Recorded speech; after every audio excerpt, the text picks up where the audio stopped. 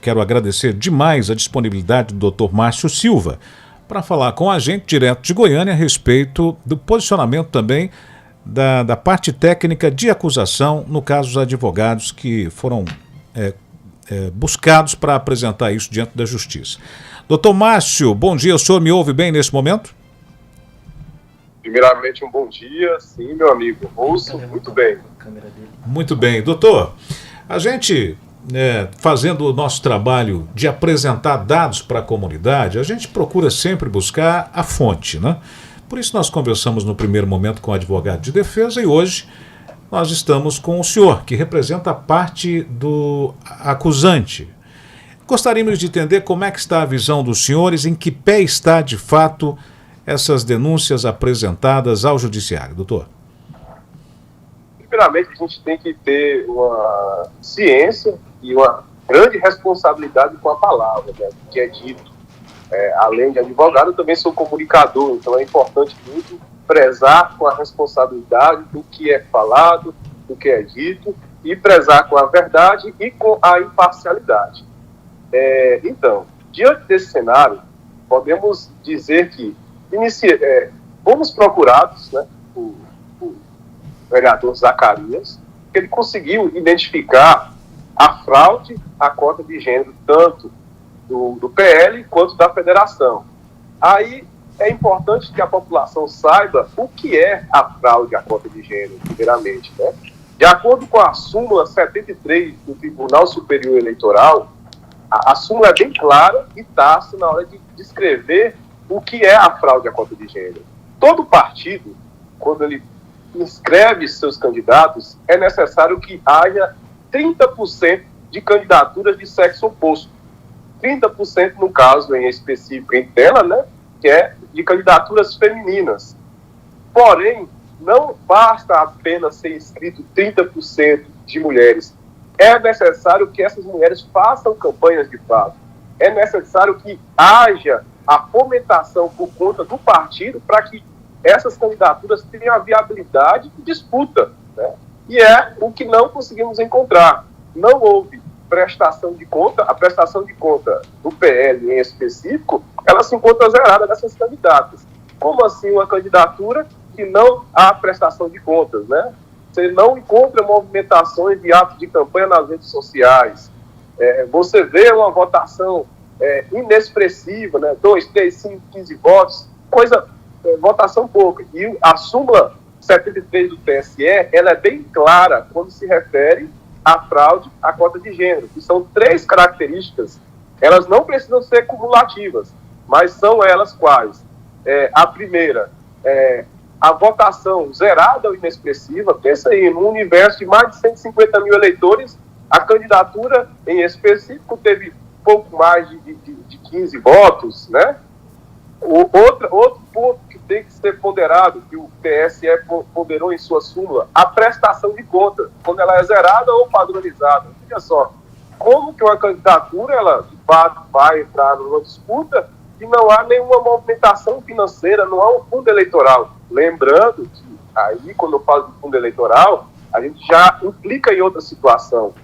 As candidaturas femininas, elas, por obrigação, de acordo com o Código Eleitoral, 30% do fundo eleitoral tem que ser destinado para as candidaturas femininas. Aí podemos nos deparar com a candidatura lá, você pode ir lá no site do Divulga Cândido, das candidatas em específico que estão alvejadas pela investigação, que estão zeradas.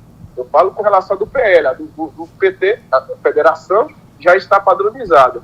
E para finalizar, nenhum ato de campanha nas redes sociais. Essas são as 3 características que evidenciam uma candidatura laranja, ou fraudulenta, ou fictícia, assim como vocês quiserem dizer, né? E, além de tudo isso, ainda existe outro agravante, que candidatas que fizeram campanha para outras candidatas.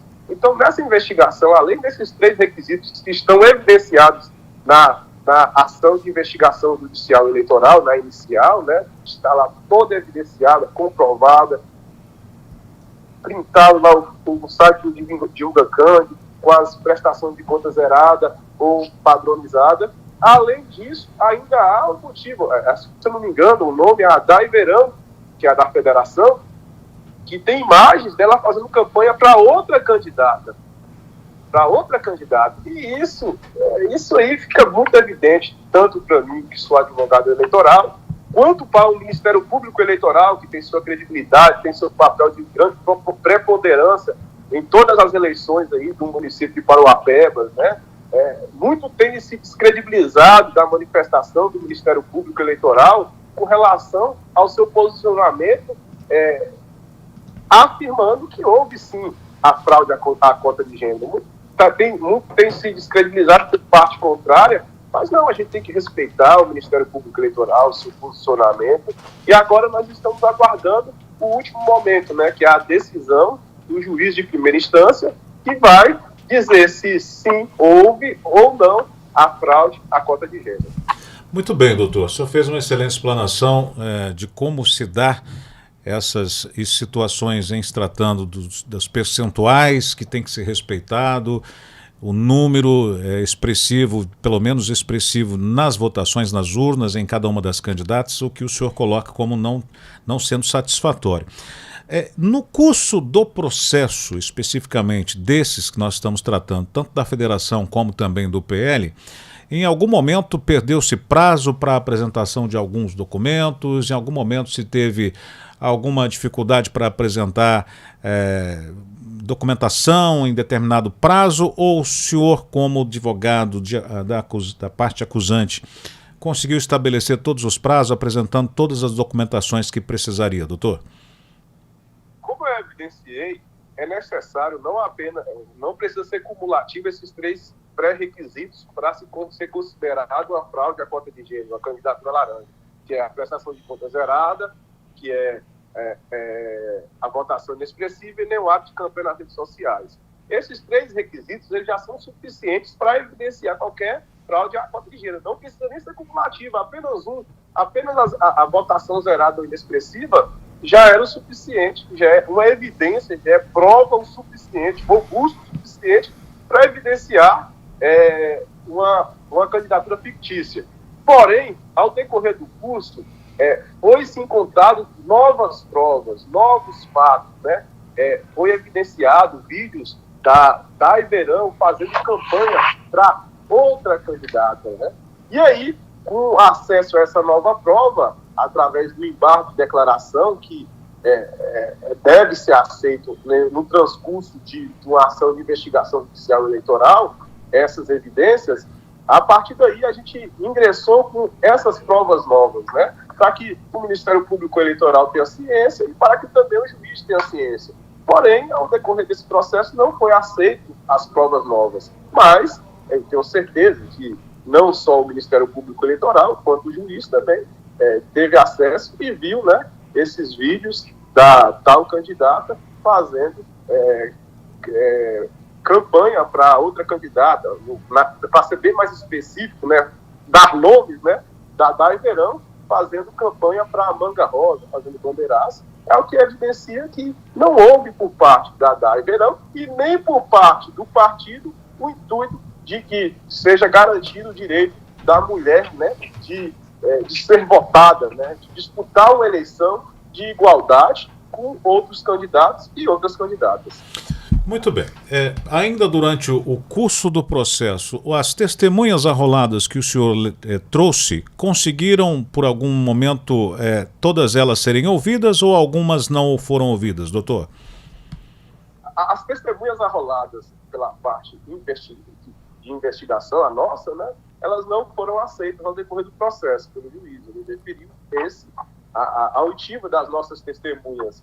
Mas o que ficou até, de forma mais leiga para se dizer, ficou até melhor que as testemunhas ouvidas pela outra parte dos investigados, elas, por si só, elas acabaram falando que, de fato, houve campanha por parte delas, não houve incentivo por parte do partido, não houve material, ter se confundido com cores de material, não conseguiram evidenciar as próprias testemunhas arroladas pela parte investigada, não conseguiram acabaram até confessando que houve, sim, o descuido, o despreparo por conta do partido e das candidatas ao decurso do período eleitoral.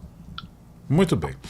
Bom, doutor, até para a gente compreender um pouco mais isso, já ouvimos a fala aqui de um outro advogado, também jurista dessa área, mas eu tive acesso a um documento de um juiz federal falando que durante o processo, muito parecido com esse nosso, nas partes que nós temos aqui, um outro processo de uma outra cidade, e isso me chamou a atenção quando o juiz lá mencionou que em segunda instância, ou seja, o TRE, acompanhando o posicionamento do juiz local, o juiz de primeira instância, se o TRE acompanhar a mesma sentença, naquele momento, ou seja, em segunda instância, já se afasta, portanto, aqueles que estão nas cadeiras hoje, que estão figurando a federação e o PL. Isso procede? Isso não procede? Como é que se dá o afastamento? Só no TSE, terceira instância? Só para a gente compreender isso, doutor. Vamos lá. O rito da AGE, o rito da a ação judicial eleitoral, ela é bem clara. Veja só, a decisão do juiz da Justiça Eleitoral, se o juiz, caso, opte pela cassação do mandato, ela tem efeitos imediatos. Porém, é garantido o direito da ampla defesa e do contraditório. Quer dizer o quê? Que a parte investigada pode recorrer, né? Então, quando se refere à cassação, é o único caso em específico que o efeito imediato da decisão do juiz, ela se mantém suspenso até uma decisão de segunda instância. Então, é deixado o prazo, né, para que eles possam recorrer para o TRE do Pará, e caso lá no TRE do Pará seja confirmada a decisão, suposta decisão de cassação de mandato, pode sim ter efeitos imediatos e os candidatos perderem o mandato. Claro, caso eles não recorram o TSE, que aí ainda tem o TSE para eles recorrer à última instância, né? Pois é, mas aí, tendo a mesma sentença dada pelo TRE, acompanhando a decisão do juiz local, é automático ou não? Se eles mesmo assim recorrerem, eles podem recorrer ao TSE com o cargo? Podem recorrer ao TSE com o cargo. Ah, perfeito. Era essa a nossa dúvida, então. Eu tive uma informação esse fim de semana, e por isso que eu gostaria de tirar essa dúvida com o senhor, porque nessa decisão que eu acompanhei, de um outro município, o juiz determinou ali, no TRE, Tribunal Regional Eleitoral, acompanhou o juiz de primeira instância e pediu para o afastamento. Então, talvez seja alguma situação muito específica. Doutor... Na verdade, pois não. Na verdade, precisamos ser bem claros com relação a esse tipo de situação. A fraude à cota de gênero, ela teve a sua evolução processual. Primeiramente, era só necessário, de acordo com o Código Eleitoral para a época, né, para as eleições de deputado a passada, era só necessário, o TSE era o último grau de recurso. A partir do momento que o TSE se colocou e fez a súmula, né, que aí se pautou no novo Código Eleitoral, que foi definido especificamente para essas eleições, pode ser que sim, no próprio TRE, a decisão sendo confirmada, gere a cassação do mandato imediata. Muito bem. Doutor, um posicionamento do MP. Doutora promotora de justiça, nesse caso específico, deu um parecer na semana passada favorável ao denunciante, ou seja, as denúncias, segundo a promotora de justiça, na leitura que ela faz disso, ela acompanha o raciocínio do denunciante. Que peso tem isso diante de uma decisão do juiz, doutor? Primeiramente, eu tenho que parabenizar, né, o Ministério Público Eleitoral, que sempre está se posicionando de forma diante da lei, né, diante do Código Eleitoral, diante das normas, mesmo que possa ter repercussão contrária ou favorável para o povo, o Ministério Público sempre manteve a coerência e a responsabilidade com seus posicionamentos e decisões. E o posicionamento que o Ministério Público Eleitoral fez, confirmando a investigação, confirmando a cassação e solicitando para que o juiz também entenda que houve a fraude da cota de gênero, ela é de muita importância. Ela é muito importante. O juiz vai levar muito em consideração a fala do Ministério Público Eleitoral, que ele vai dar o parecer, que vai dar a sentença favorável ou desfavorável, isso nós não sabemos. Estamos aí em aguardo. Mas a coerência que o Ministério Público tem, o Ministério Público Eleitoral tem, vai ser levado em consideração com certeza pelo magistrado. Muito bem. A Justiça tem um prazo para dar seu posicionamento ou isso fica de acordo com o calhamaço de processos que o juiz tem lá? Ele tem um prazo definido a partir desse momento de um posicionamento do MP para dar a sua sentença, doutor, ou não? Depende muito do magistrado? Depende muito do magistrado, mas acredito eu que nos próximos dias, ainda essa semana, ele vai estar prolatando sua sentença, ou cassando ou não os mandatos de tais vereadores, a chapa, desconsiderando a votação da chapa do PL ou desconsiderando a chapa da federação, caso ele entenda que houve sim a fraude e que deve ser cassado os mandatos. Muito bem. Doutor Márcio Silva, quero agradecer a sua fala importantíssima nesse diálogo, nessa conversa boa, bem didática com o nosso ouvinte aqui no rádio, com imagens também direto do seu escritório em Goiânia.